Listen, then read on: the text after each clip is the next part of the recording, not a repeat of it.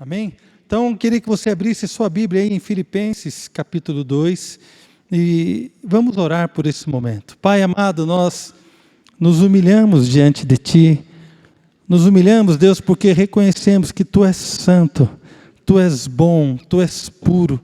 No Senhor não há sombra de variação. Os Seus juízos, Deus, são inescrutáveis. Deus, os Teus caminhos são impenetráveis. Pai, a Sua justiça é majestosa como os montes. Pai, o Seu poder é insondável. Pai, a Sua grandeza, a Sua santidade, os Seus atributos, Senhor, não nos tem palavra, não temos palavras para expressar tudo aquilo que o Senhor é para nós e tudo aquilo que o Senhor é, independente de nós. Mas nós nos humilhamos diante de Ti nessa noite, para que o Seu poder seja derramado em nós através da Sua palavra, porque cremos, Deus, cremos que o Evangelho é o poder de Deus para a salvação de todo aquele que crê. Pai, nós cremos que não nós, não a nossa vida, não aquilo que falamos, mas o Teu Evangelho, a Sua palavra, é o poder de Deus para salvar todo aquele que crê. E nós liberamos a nossa fé nessa noite, em nome de Jesus. Amém. Glória a Deus. Filipenses capítulo 2, a partir do versículo 12, eu vou ler na versão NVI, né? Peço que para você acompanhar aqui no telão, se tiver, tem, né, Bruna, a versão NVI, por favor, você que não tem.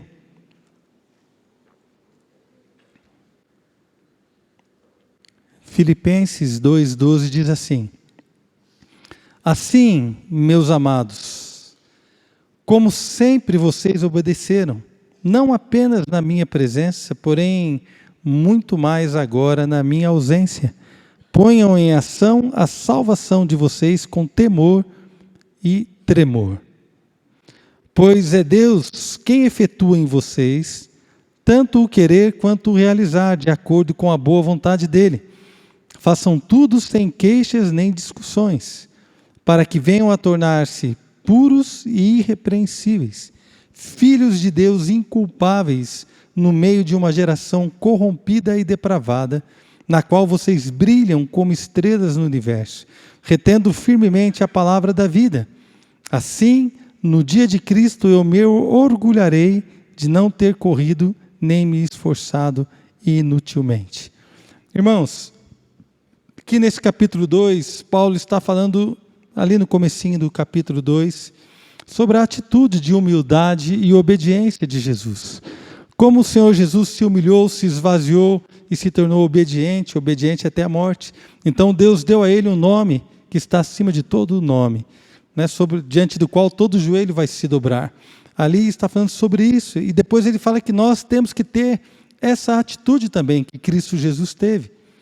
E quando nós olhamos aqui para o texto, para esse texto que nós lemos do capítulo 2, verso 12 ao 16, o ápice desse texto está ali, que nós devemos brilhar como luzeiros no mundo, né? Outra versão diz resplandecer como luzeiros no mundo, ou devemos brilhar como estrelas no universo. Esse é o propósito da igreja, brilhar. Amém, irmãos? O seu propósito é brilhar. Fala para o seu irmão assim, o seu propósito é brilhar. Aproveita agora aí, né, você que está perto da sua esposa, fala, você já brilha para mim, meu amor. Não é? Desde que eu vi, eu sabia que você ia brilhar. Aproveita, irmãos. Essas dicas a gente dá, né? Está chegando o encontro de casais, né, pastor Silvio? Tem que dar uma dica, já vai. Amém, irmãos? Né? Os noivos aí podem se conter, né? A minha filha que está noiva, já estou dando recado. Calma, daqui a pouco brilha, ano que vem. Hã? Mas já vai começando agora a acender a luz. Deus é bom, amém, irmãos? Mas a igreja, ela foi chamada para brilhar, e eu acho isso maravilhoso. Maravilhoso, um propósito de um Deus tremendo, que olha para pessoas como eu, e me coloca na sociedade, me coloca diante do mundo que nós estamos hoje, para brilhar uma luz de esperança, para trazer algo, fazer uma diferença. Nós que estávamos presos, né, como diz em Efésios 2, nós que éramos filhos da ira, nós que andávamos como eles, fazendo a vontade da carne e dos pensamentos, mas não, o Senhor nos resgatou com um propósito. não é, irmãos? O Senhor nos resgatou com uma vocação, com um chamado, não apenas para Deus curar as nossas feridas, não apenas para Deus perdoar os nossos pecados, não apenas para Deus mudar a nossa história, não apenas para Deus fazer algo de bom para nós, mas, querido, o propósito de Deus é usar a sua vida para expressar a sua grandeza, a sua glória, a sua bondade, a sua esperança, a sua palavra de perdão. Aos Coríntios, Paulo escreveu que nós somos ministros da reconciliação. Querido, você é alguém tremendamente chamado para viver algo maravilhoso para Deus. Amém?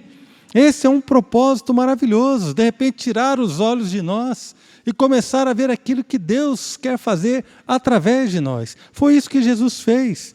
Ele não usou como usurpação ser igual a Deus, ele não achou que ser igual a Deus era algo que ele deveria se apegar, mas ele se esvaziou para se humilhar. Ele se esvaziou para morrer na cruz, para obedecer até a morte. Por quê? Porque através da sua morte, ele se tornou a luz do mundo, ele veio para brilhar, e a igreja hoje recebe esse chamado. Quando nós olhamos para esse propósito, não é de que nós devemos brilhar como estrelas. Lá em Mateus capítulo 5, 14, diz assim: vós sois a luz do mundo.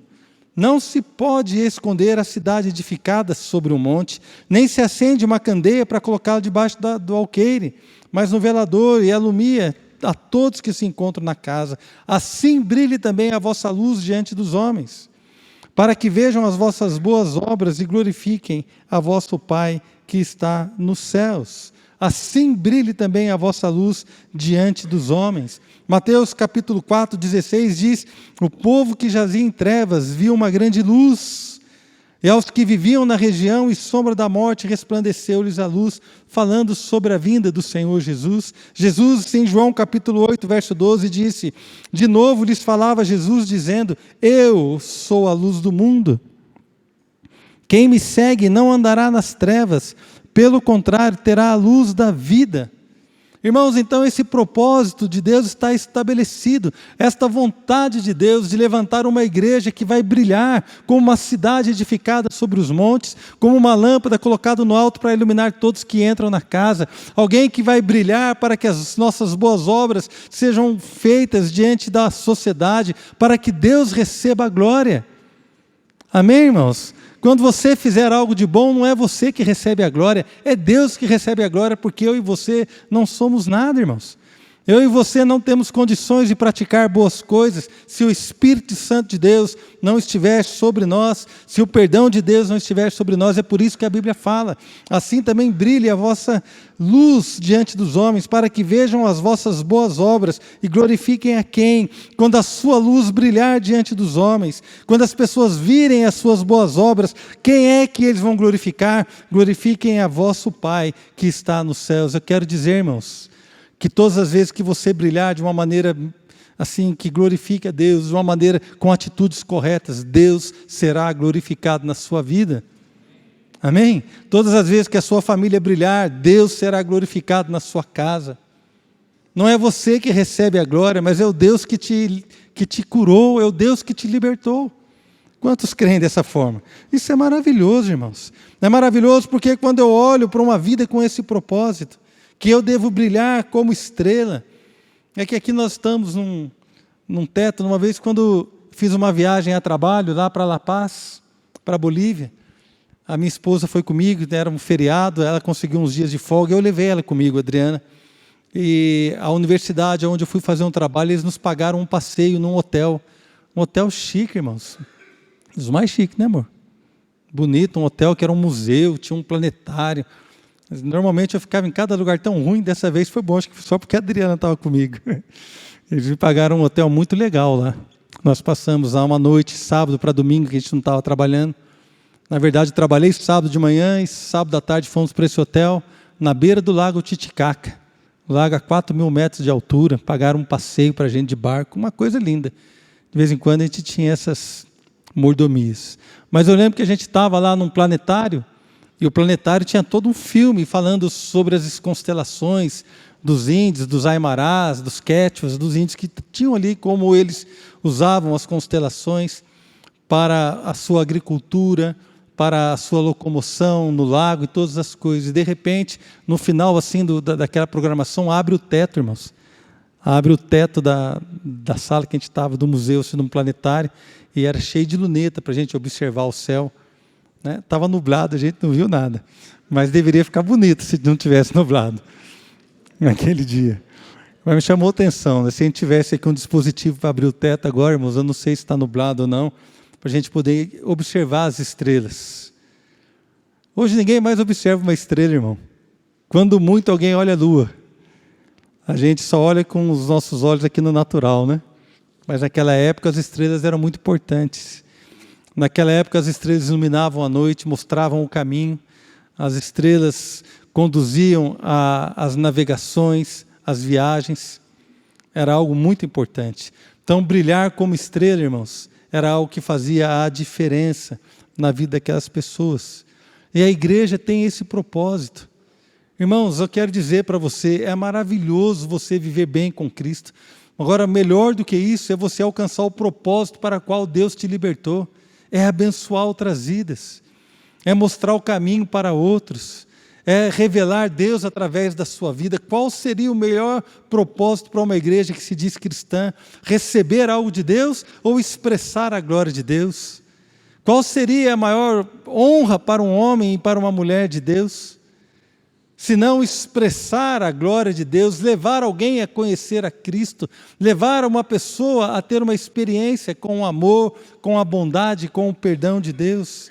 Jesus, ele se tornou a luz do mundo para que as pessoas pudessem ver Deus através dele.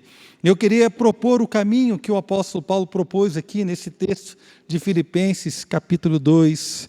Há um caminho proposto aqui, irmãos, para que ele fala no versículo 15, que a gente vai resplandecer como luzeiros no mundo, ou como nós vamos brilhar como estrela. Até chegar no ponto onde nós vamos brilhar como estrela, há um caminho que eu gostaria de propor para você nessa noite. Primeira coisa que eu percebo aqui no versículo 12, quando ele diz assim: assim, meus amados, como sempre vocês obedeceram, não apenas na minha presença, porém muito mais agora na minha ausência. Irmãos, a primeira coisa que eu percebo para alguém que vai alcançar esse nível de brilhar a glória de Deus, é alguém que obedece a palavra em todo o tempo. Não apenas na minha presença, mas também na minha ausência. Ou seja, quando você está diante da igreja, quando você está diante da sua família, quando você está diante dos seus irmãos, você obedece a palavra. Mas quando você está sozinho na hora de fazer um negócio, quando você está sozinho diante do seu computador, quando você está sozinho longe da sua casa, quando você está sozinho numa situação onde ninguém te conhece, onde ninguém te vê, onde desobedecer poderia ser uma opção para aquele que não entende que foi chamado para brilhar, mas quando você entende que é chamado para um propósito maior na sua vida, a obediência, ela impacta o seu coração de tal forma que não passa pela sua mente nem por um segundo você desobedecer a palavra de Deus, porque você sabe que Deus te chamou com um propósito. Então a obediência é o primeiro passo, irmãos, para nos levar a um novo nível de entendimento que vamos brilhar. E aí, quando eu olho aqui, essa é uma carta que, se você for lá no primeiro capítulo, Paulo, quando ele escreve, ele fala assim: aos santos em Cristo Jesus, inclusive bispos e diáconos que vivem em Filipos. Essa é uma carta que está interessada a toda a igreja, é claro. Mas aqui Paulo faz uma distinção, e ele fala, inclusive bispos e diáconos. Bispo, a palavra bispo, irmãos, ela fala de uma pessoa que governa, fala de um governo, fala de uma autoridade, de alguém que exerce uma liderança. Essa palavra hoje é emprestada, né, para linguagem eclesiástica. Então que um bispo é alguém que tem uma posição maior do que um padre ou do que um pastor. Isso foi transformado numa posição eclesiástica, quando na verdade o que está dizendo aqui a palavra, bispos, fala dos líderes, daqueles que conduzem o rebanho. Não apenas o pastor, mas todo aquele que tem uma liderança também poderia ser chamado de bispo, os pastores que estão comigo. Amém, irmãos? Eu não estou querendo que você me chame de bispo Marcelo, amém? Vocês estão entendendo, né? Não é isso que eu estou dizendo. E o que eu estou dizendo é que essa carta, essa palavra é endereçada aos bispos, aos líderes, aqueles que estão em posição de liderança. Essa palavra é endereçada aos diáconos, aqueles que já provaram que servem a Deus, que têm servido a Deus. Essa palavra é para todos nós. Essa palavra não faz distinção, irmãos, entre aquele que acabou de chegar na igreja, que ainda vai se batizar, está chegando, e aquele que já é pastor há muito tempo. Na verdade, todos nós somos chamados para brilhar. Amém? Não há diferença nessa questão. Não há nenhuma diferença. E quando nós olhamos dessa forma, querido, nós vemos que somos chamados para obedecer. Chamados para obedecer, queridos, com temor e tremor. Irmãos, olha aqui o finalzinho do versículo, né? Com temor e tremor. Deixa a salvação agora agir na vida de vocês. Deixa a salvação agir na sua vida. Olha só o versículo 12, diz assim: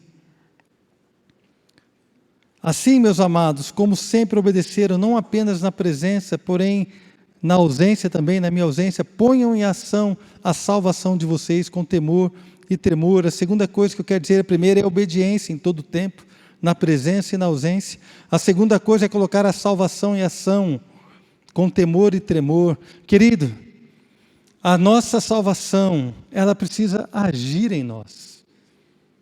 Precisa agir na minha vida. A sua salvação precisa agir na sua vida. Nós não podemos descansar achando que somos salvos em Cristo Jesus e está tudo bem, não. Ela precisa provocar algo em nós.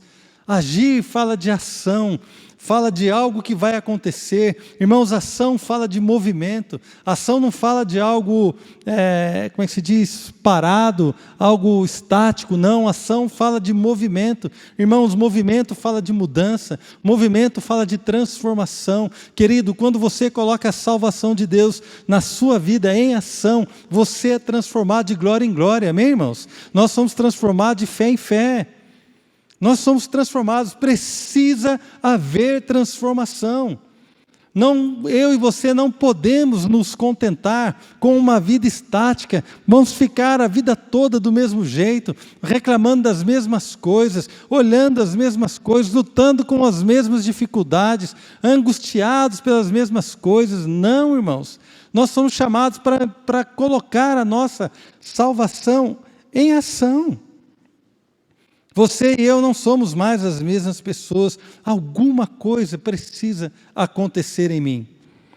Algo precisa acontecer em você. Irmãos, com temor e tremor, essa é uma expressão que o Paulo usou em outros textos também, né, em 1 Coríntios 2,3, 2 Coríntios 7,15 e Efésios 6,15, ele fala com temor e tremor. E eu lembro principalmente 1 Coríntios 2,3, quando ele fala, né, que a minha pregação, a minha palavra não subsistiram com palavras, né, persuasivas de sabedoria humana, mas em demonstração do Espírito e de poder. Quando eu estive aí para pregar entre vocês, foi com temor e tremor. Ou seja, essa palavra, essa expressão, irmãos, denota uma humildade diante de Deus. Essa expressão denota uma angústia, uma responsabilidade diante do Senhor. Essa expressão, irmãos, denota algo que Deus quer fazer na nossa vida, algo que Deus quer fazer na minha vida e na sua vida. É isso que Deus quer fazer, irmãos. Ah, queridos, se nós pudéssemos buscar o Senhor de alguma forma, que nós viéssemos a entender aquilo que Deus quer fazer em nós. Com temor e tremor. Aleluia. Com temor e tremor. Responsabilidade. Responsabilidade, querido, na sua vida. Humildade diante daquilo que Deus tem proposto, a salvação que precisa agir na sua vida, a salvação que precisa agir, querido, na sua salvação, na sua conduta, a salvação que precisa agir com humildade, com responsabilidade. Você e eu não podemos, irmãos, fugir a essa responsabilidade que o Senhor nos deu, porque há um desejo de Deus, que nós venhamos a brilhar como estrelas. Continuando aqui esse caminho que o Senhor tem dito, lá no versículo 13, ele diz que Deus é aquele que efetua em nós o querer e o realizar. Deus efetua o querer e o realizar. E esse texto, irmãos, é um texto que muita gente tem dificuldade. Porque se é Deus que efetua o querer e o realizar, o que eu faço? Então eu não faço nada, é só Deus que faz.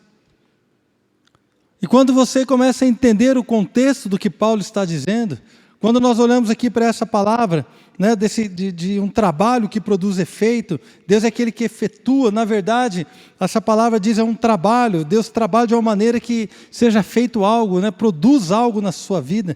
É a mesma raiz lá de Filipenses 1,6, que diz, aquele que começou uma boa obra em vós, há de completá-la até o dia de Cristo Jesus. Na verdade, está dizendo que Deus está trabalhando em nós. E Deus trabalha em nós, irmãos, de várias maneiras. Deus trabalha na minha vida e na sua vida, permitindo circunstâncias. De repente você está atravessando uma luta e Deus está permitindo para que você possa liberar a sua fé e demonstrar a sua confiança nele. De repente Deus permite para você uma vitória, para ver se você sabe conquistar, se você sabe agir com ela. Talvez Deus esteja permitindo uma situação de dificuldade para que você possa se humilhar diante de Deus. Deus trabalha de todo jeito, como diz em Romanos 8, todas as coisas cooperam para o bem daqueles que amam a Deus. Dessa forma, e quando nós olhamos para 1 Tessalonicenses 2,13, diz assim, também agradecemos a Deus, sem cessar o fato de que ao receberem de nossa parte a palavra de Deus, vocês a aceitaram, não como palavra de homens, mas conforme ela verdadeiramente é, como palavra de Deus, que atua com eficácia em vocês, os que creem. É a mesma palavra aqui que Paulo está usando aos Tessalonicenses. Diz que a palavra de Deus, ela atua com eficácia, ela opera, ela efetua algo em nós, os que cremos. Irmãos, então como é que Deus trabalha com eficácia em nós? A palavra de Deus trabalha naqueles que creem. A palavra de Deus trabalha em vocês, os que creem. Você que crê que Deus pode fazer algo diferente. Você que crê que Deus pode trabalhar na sua vida. Você que crê que Deus está fazendo algo. É nesses que Deus está efetuando o seu querer. É nesses que Deus está fazendo realizar. Naqueles que creem, irmãos, é pela fé. Eu quero dizer para mim e para você, Deus está trabalhando em nós. Seria algo terrível nós pensarmos que podemos fazer as coisas sem Ele.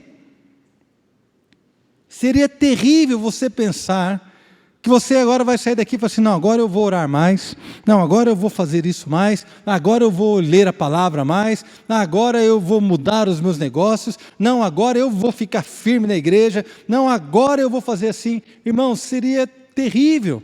E seria insano eu e você pensarmos que sem Deus nós podemos fazer alguma coisa. Sabe por quê? Porque não podemos, é Ele que opera em nós. É a sua palavra em nós, a esperança da glória. Cristo em nós, a esperança da glória.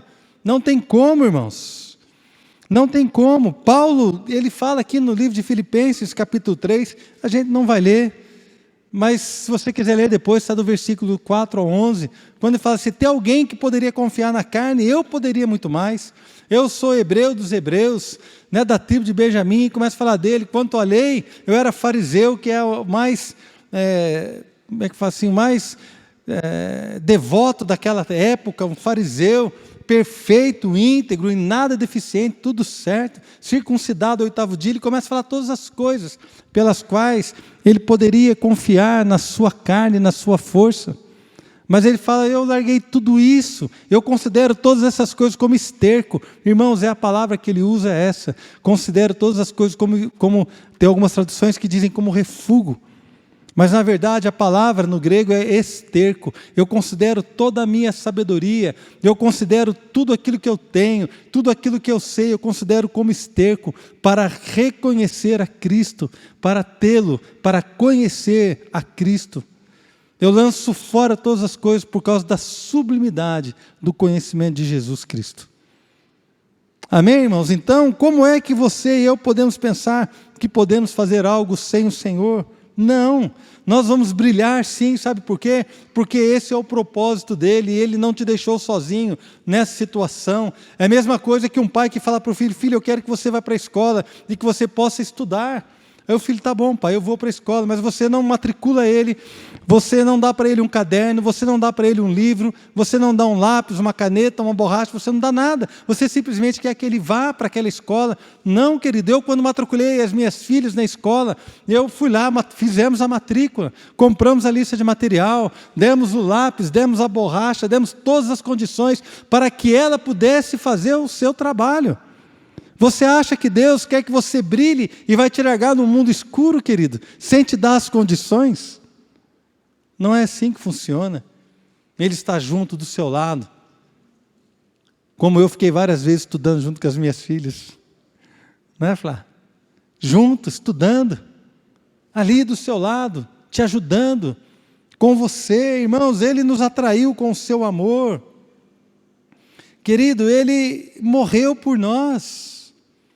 Nunca pense que você está sozinho na sua luta pela sua santidade. Irmãos, quem quer ser mais santo aqui, adorar a Deus, quem quer que viver com Deus de uma maneira que o agrade, você não está sozinho nessa luta, Deus está do seu lado. Quando você se coloca para viver aquilo que Deus tem, irmãos, Ele mesmo te fortalece e te ajuda. Você nunca pense que você está sozinho na sua luta para perdoar alguém, porque a palavra de Deus fala que nós devemos perdoar. Assim como Deus em Cristo nos perdoou, como é que Deus vai exigir algo de você e não vai te ajudar a alcançar isso? Irmãos, nunca pense que você está sozinho na sua luta contra as injustiças, para ser alguém mais crente, para ser alguém melhor. Deus está com você, meus irmãos. Ele está operando, está trabalhando o seu querer. Ele vai trabalhar também a sua força, para que você possa realizar. Deus está do seu lado, irmão. Se você quer viver a palavra, Deus está contigo. E a Bíblia diz: se Deus é por nós, quem será contra nós? Aquele que não poupou o seu próprio filho, antes por todos nós o entregou, como não nos daria graciosamente, junto com Ele, todas as coisas? Irmãos, Deus está do seu lado, Ele não é seu adversário. Humilhe-se, coloque sob a poderosa mão de Deus, porque no tempo certo Ele vai te exaltar, aos humildes Ele concede a sua graça. É isso que nós cremos, e eu quero brilhar para a glória de Deus. Irmãos, Deus está trabalhando em nós de acordo com a sua boa vontade. Como diz aqui, Ele que efetua em nós tanto querer como realizar segundo a sua boa vontade. Irmãos, alguém tem dúvida de que Deus tem uma boa vontade para a sua vida? Você tem dúvida de que Deus tem uma boa vontade para a sua vida? Você acha que Deus quer que você seja bem-sucedido, seja um homem, uma mulher de Deus, um jovem cheio do Espírito, uma família restaurada, um adolescente cheio da graça de Deus? Você acha que Deus tem uma boa vontade para a sua vida ou não? Então Ele efetua em nós o querer conforme a sua boa vontade, conforme o seu querer para nós. Quarta coisa que eu enxergo aqui no versículo 14... fazendo tudo sem queixas e discussões. Irmãos, por que será que esse versículo está colocado aqui no meio? Tudo sem queixas e discussões, porque essas coisas minam a nossa força, essas coisas roubam a sua força, essas coisas roubam o seu propósito. Quando você tira o foco do brilhar como estrela, quando nós tiramos o foco, começamos a discutir entre nós, começamos a nos queixar de coisas que de repente não são tão importantes, começamos a perceber e a reclamar de uma ou outra coisa. Irmãos, nós estamos perdendo a nossa força. Você pode ver alguém que reclama, irmãos, é alguém que não tem força para brilhar. Alguém que só reclama é alguém que não luta. Alguém que só reclama é alguém que não olha para o alto. Alguém que só reclama já deu a luta por vencida. Mas quando eu e você pararmos de reclamar e começarmos a olhar para o Senhor Todo-Poderoso, irmãos, ao invés de a gente ficar reclamando da situação, nós vamos trabalhar para que ela seja mudada e Deus receba a glória. Quem concorda? Vocês concordam, irmãos? Na nossa casa, A gente fica reclamando um do outro. Na igreja, ficamos reclamando das coisas. No trabalho, ficam reclamando de uma coisa e de outra. Querido, pare de reclamar, trabalhe. Essas coisas minam a sua força, sem discussão, sem perder tempo, irmãos. Por quê? Para que a gente possa se tornar irrepreensível e sincero, como diz agora o próximo versículo. E aqui uma comparação, querido. Deixa eu achar aqui o verso para a gente ver. Há uma comparação aqui, olha, no versículo 15.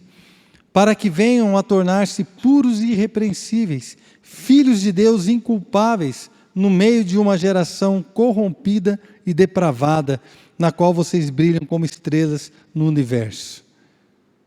Olha que coisa interessante, irmãos. Há uma comparação aqui.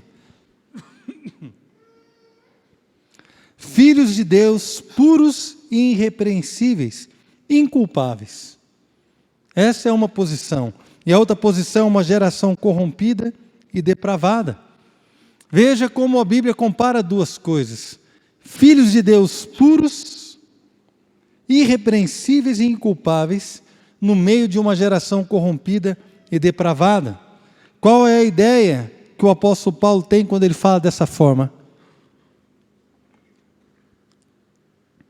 A ideia, irmãos, não é e nunca foi que eu e você venhamos a nos exaltar sobre as pessoas que não conhecem a Cristo.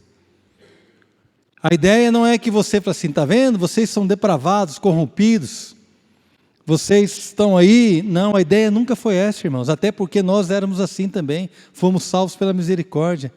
A ideia, queridos, é mostrar que deve haver uma diferença. A ideia não é exaltar a igreja acima de uma sociedade depravada e corrupta, não. A ideia é mostrar que a igreja conhece o caminho para que a luz de Deus brilhe sobre uma sociedade que está depravada e corrupta, corrompida. Sabe o que é algo corrompido? Algo que perdeu o seu estado original. Algo corrompido é algo que perdeu o seu propósito. Algo corrompido é pedofilia. Algo corrompido é pornografia. Algo corrompido é casamento, né, de maneira errada. Algo corrompido é aquilo que é roubalheira, é corrupção. Algo corrompido é maldade. Algo corrompido, irmãos, são pais abusando de filhas. Algo corrompido são pais vendendo as suas filhas em troca de favores, pais alugando seus filhos em troca de favores. Olha, um mundo corrompido são pais assassinando filhos, filhos assassinando pais, pessoas presas nas drogas, no adultério, famílias sendo destruídas. Esse é um mundo corrompido que perdeu o seu propósito.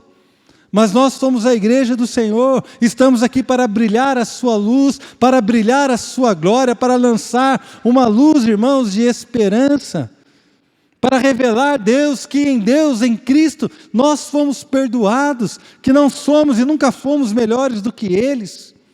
Mas devemos brilhar, porque este é o propósito de Deus, porque Deus amou o mundo de tal maneira. Deus não amou só você, querido, Deus não amou só a sua família, Deus também não amou só a igreja, Deus amou o mundo, amou a todos. Jesus morreu por todos. Deus, Ele faz nascer o sol sobre bons e sobre maus, Ele faz cair a chuva sobre os bons e sobre os maus. A palavra foi enviada ao mundo através da igreja para que alcance todas as pessoas. Não é para nós nos exaltarmos, mas é para perceber, irmãos, que somos chamados para brilhar, que somos chamados para alcançar um novo nível, para a glória de Deus, para a glória de Deus. O povo que vivia em trevas viu grande luz, nós vimos aqui, que era o Senhor Jesus. Vós sois a luz do mundo, nós também vimos aqui. Irmãos, a luz prevalece contra as trevas. Não podemos nos acomodar a um estilo de vida onde não brilhamos. Não deveríamos nos acomodar a um estilo de vida onde não fazemos a diferença nessa sociedade, nesse bairro. Não deveríamos nos acostumar a um estilo de vida onde vivemos como uma sociedade depravada, com o mesmo estilo de música, com o mesmo estilo de roupa, com o mesmo estilo de vocabulário, com os mesmos estilos de atitudes. Não, não, longe disso, 1000 vezes não. Nós somos a igreja do Senhor, não somos melhores, irmãos, nós somos imbuídos de uma grande responsabilidade, que é expressar o amor de Deus. Amém? De expressar a glória de Deus. E terminando ali o versículo 16 diz: retendo firmemente a palavra da vida. Retendo firmemente a palavra da vida. E aqui Paulo fala, para que no dia de Cristo eu não acho que eu andei em vão, porque vocês alcançaram o objetivo. Mas Paulo está dizendo que a igreja deveria reter a palavra da vida, retendo firmemente a palavra da vida. Irmãos, alguns estudiosos no grego entendem que essa é uma parábola que ele usou, onde você segurava uma tocha. Quando já viu aqueles filmes antigos que a pessoa pega uma tocha para entrar numa caverna? Pega uma tocha e segura. Essa palavra reter é segurar uma tocha. Retém a palavra da vida, irmãos, com a qual você vai poder iluminar as pessoas.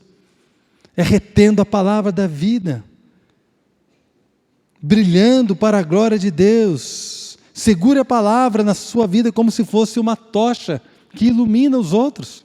Deixe que a expressão da palavra de Deus na sua vida ilumine aqueles que estão ao seu redor. Deixe, irmãos, que a expressão da graça de Deus, do amor de Deus, ilumine aqueles que estão perto de você. Você foi chamado para brilhar. Não há outro propósito mais lindo do que esse. Não há, irmãos, que coisa tremenda. Queridos, que bênção que nós somos chamados por um Deus de amor, fomos libertos por um Deus de amor. Queridos, Deus mudou a minha vida. Deus mudou a minha vida. Eu sou grato a Ele todos os dias por isso. Deus mudou meu casamento. Quando eu conhecia Jesus, eu ainda não tinha as minhas filhas, mas eu tenho certeza que o meu relacionamento com elas seria diferente. Não fosse a graça e o cuidado e o amor de Deus sobre mim. Deus mudou a minha casa, irmãos. Eu sou grato a Deus, mas apenas isso não preenche o meu coração, sabe por quê? Porque dentro de mim, irmãos, dentro de mim há uma paixão por fazê-lo conhecido. Dentro de mim há um desejo de fazê-lo conhecido. E é algo, irmãos, que não vem de mim. Sabe quantas vezes eu abri uma Bíblia antes de entregar a minha vida a Jesus? Nunca. Eu nunca peguei uma Bíblia, irmãos, antes de conhecer a Cristo. Sabe quantas vezes eu me interessei a ler a Bíblia? Nunca. Mas quando eu o conheci, experimentei o seu perdão, algo mudou no meu coração. Alguma coisa mudou dentro de mim. E de lá para cá, irmãos, eu me apaixonei por essa palavra, eu me apaixonei por esse propósito de brilhar, irmãos. Não porque eu sei que esse brilho não vem de mim, esse brilho não vem de você, é um brilho, irmãos, que vem do próprio Deus, que reflete na minha vida, reflete na sua vida, para alcançar aqueles que estão perdidos. Amém, irmãos?